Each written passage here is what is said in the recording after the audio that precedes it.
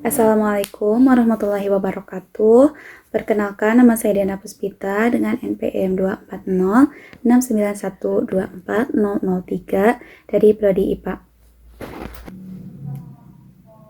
Pada kesempatan kali ini, saya akan menyampaikan materi mengenai manajemen mutu pendidikan.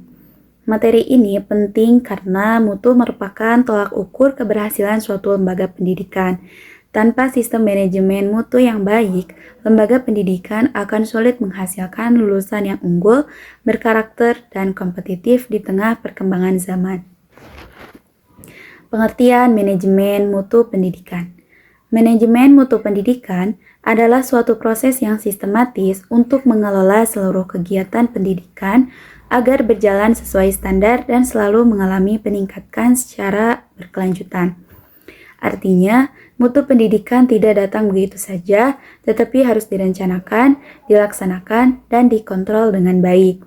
Tujuannya untuk memastikan semua komponen pendidikan, mulai dari peserta didik, pendidik, kurikulum, hingga fasilitas berfungsi secara optimal. Jadi, manajemen mutu tidak hanya berfokus pada hasil akhir, tapi juga memperhatikan bagaimana proses belajar itu berlangsung agar menghasilkan lulusan yang benar-benar berkualitas. Tujuan manajemen mutu pendidikan. Ada beberapa tujuan utama dari manajemen mutu pendidikan. Pertama, untuk meningkatkan kualitas proses dan hasil pendidikan, baik dari segi akademik maupun akademik. Kedua, mewujudkan kepuasan peserta didik, orang tua, dan masyarakat terhadap layanan pendidikan yang diberikan. Ketiga, memastikan hasil pendidikan sesuai dengan kebutuhan dunia kerja dan perkembangan zaman. Selain itu, manajemen mutu juga bertujuan untuk meningkatkan profesionalisme pendidik, serta menciptakan budaya mutu di lingkungan sekolah.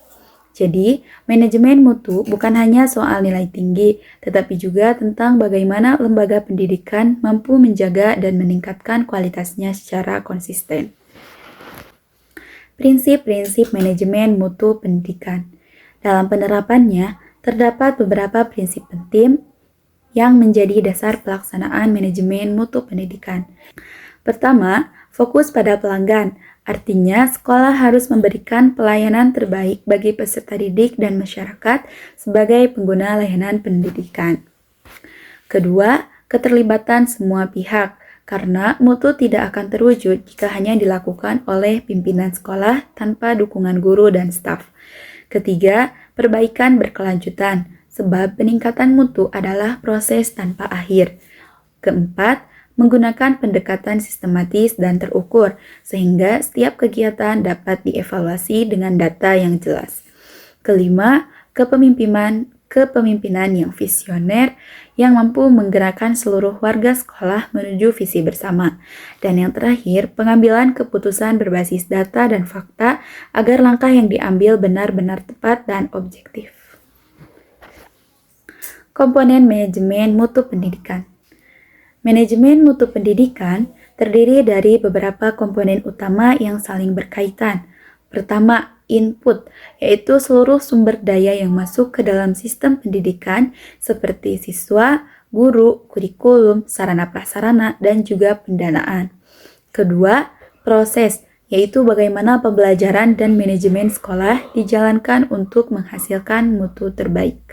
Ketiga, output, yaitu hasil belajar peserta didik dan tingkat kepuasan stakeholder terhadap layanan sekolah. Dan yang terakhir, outcome, yakni dampak atau kontribusi nyata dari lulusan terhadap masyarakat dan dunia kerja. Dengan memperhatikan keempat komponen ini, lembaga pendidikan dapat menilai dan memperbaiki mutu secara menyeluruh, baik dari dalam maupun luar sekolah. Strategi peningkatan mutu pendidikan. Untuk mencapai mutu pendidikan yang tinggi, diperlukan beberapa strategi utama. Pertama, menetapkan standar mutu yang jelas dan terukur agar setiap kegiatan memiliki arah yang pasti.